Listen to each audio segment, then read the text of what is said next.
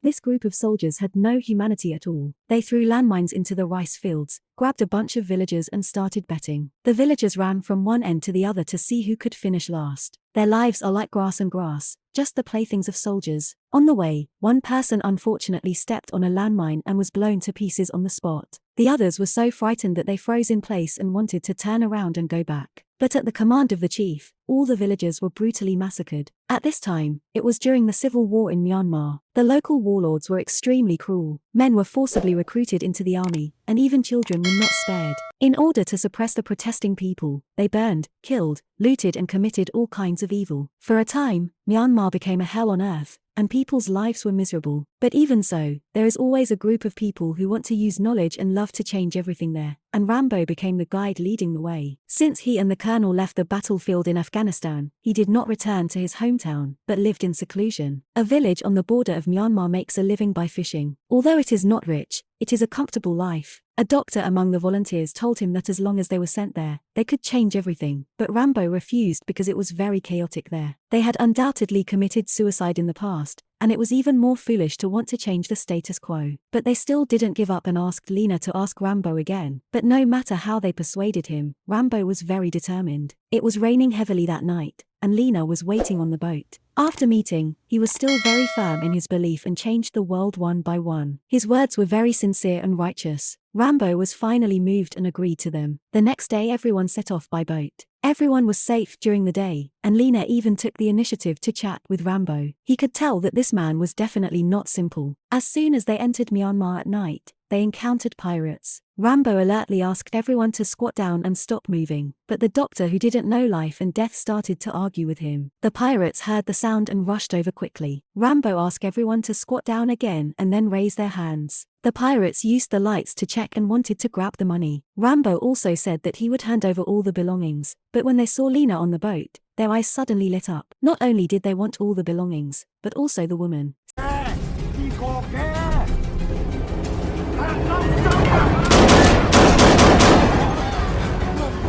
6 bullets, all pirates were killed. Being soft-hearted here will only lead to death. The doctor was very angry when he saw this scene and shouted at Rambo, "We are here to prevent the killing, not to cause it." When Rambo heard this, he immediately grabbed his neck. Are you? Let him go!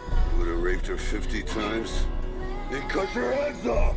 Rambo was about to turn around and go back, but Lena still insisted. She couldn't give up halfway, otherwise she would regret it for the rest of her life. In desperation, Rambo had to send them to their destination. When they got off the ship, the doctor was not grateful and even warned Rambo that he would report him for murder when he returned to the United States. Obviously, the doctor didn't know his situation. Rambo looked disdainful. He had killed more people than he had walked. He didn't argue with him and returned the same way. He lit the pirate ship on fire and covered up the matter, and Lena and others also came to the village and started their rescue. But I never expected that danger was also quietly approaching. As soon as I settled down, a shell was fired. The quiet and peaceful village suddenly boiled. Everyone began to flee crazily. The sound of gunfire and wailing spread throughout the village. The villagers ran outside in panic, but what awaited them was a burst of machine gun fire. Within a few minutes, all the villagers were shot and killed. The commander watched all this calmly. He had long been accustomed to such scenes, and the few remaining people were also arrested. Maybe now they realized that Rambo's advice was correct. At night, as soon as Rambo woke up, a priest found him. He was the leader of the volunteers, because his subordinates were supposed to have returned 10 days ago, and there was still no news. Guessing that they might be in danger, he hired several mercenaries to save them, hoping that Rambo would join them. After all, human life is at stake, so Rambo quickly agreed. Before setting off, Rambo built a saber for himself. Every mercenary was very arrogant, claiming to be the strongest warrior, and even looked down upon Rambo. Rambo remained silent. When they got off the boat, the group was about to set off. Rambo wanted to go with them, but was rejected by the arrogant bald head. In order to avoid internal strife, Rambo chose to stay. A group of people, led by local rebels, arrived at the village where the incident occurred. Looking around, there were corpses everywhere and the stench was overwhelming. Seeing such a scene, some people in the team wanted to withdraw. The bald man persuaded everyone to do something after taking the money. They could first explore the enemy's situation and stop the rescue immediately if there was any risk. After hearing this, everyone agreed to the plan. Just then, a group of soldiers appeared, escorting several villagers to prepare for their game, while the mercenaries hid. The soldiers drove the villagers into the rice fields and forced them forward with guns. They witnessed all this but could not help. At the critical moment, a bow and arrow shot from a distance.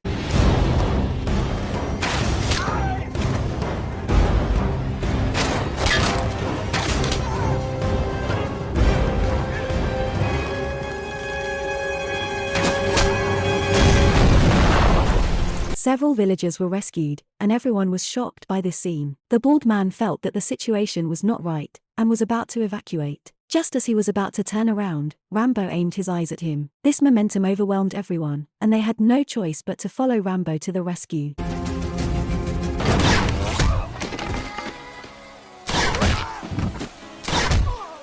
Rambo successfully sneaked into the base after disguising himself, and set a time to separate. The soldiers were having a revelry, but they didn't expect that a group of mercenaries had broken in. The sentry on the high platform was taken down, and Rambo also found a few volunteers, but did not see Lena, so he went to look for her. The agreed time has come and everyone arrived at the gathering place. Rambo and Lena have not yet arrived. Baldhead doesn't care about this and leads everyone to evacuate first. Only the sniper stays to support Rambo. Lena was dragged into the cabin by the soldiers and was about to be raped. Suddenly Rambo appeared from behind, grabbed the opponent's neck, and directly KO him. He led Lena to leave, but bumped into a soldier on the road. The soldier was about to shoot when he saw them. At the critical moment, the sniper took action in time.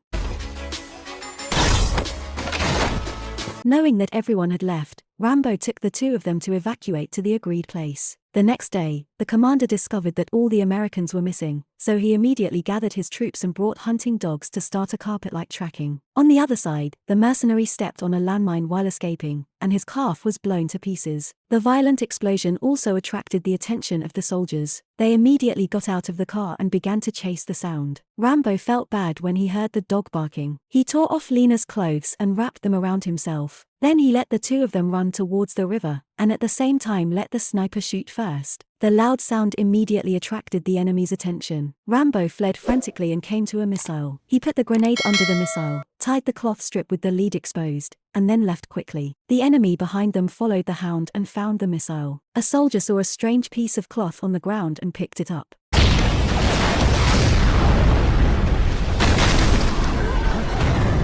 There was a loud noise and a powerful shock wave that leveled a 10-mile radius, and most of the soldiers were lost. Lena followed the sniper to the river and found that her teammates had fallen into the hands of the enemy. There were heavy machine guns next to them. There was no possibility of resistance. As long as the captain gave the order, everyone would be executed on the spot. But what they didn't know was that Rambo had quietly arrived here at this moment, and he chopped off the machine gunner's head with one knife. Then he grabbed the heavy machine gun and started firing. The machine gun was so powerful that there was no grass growing wherever it went. With the help of the sniper rifle, the gunshots were fired, and the parents had to feed them for nothing. The trapped mercenaries also joined the fight one after another, and the situation changed. When the doctor saw these brutal warlords, he no longer believed that kindness could save everything. He picked up rocks and threw them at the enemies crazily. The soldiers fled in all directions under the fire of heavy machine guns. At this time, support from the rebels also joined the battle, and the enemy's morale dropped sharply. However, enemy reinforcements also arrived one after another. With the cooperation of flame guns, the rebels suffered heavy losses. Rambo quickly turned his gun and fired wildly at the enemy warship, but was accidentally hit in the shoulder. The little brother blew up the battleship with a rocket launcher. The captain felt bad and fled to the jungle, but was killed by Rambo with a knife. After the battle, the scene was in a mess, and everyone escaped death. The two hugged each other and cried. Rambo looked at this scene from a distance, not knowing whether he was happy or sad. He waved goodbye to everyone and dragged his tired body away. At the end of the movie, Rambo returns to his long-lost hometown, where he will also start a new life. If you like it, please click subscribe and see you in the next issue.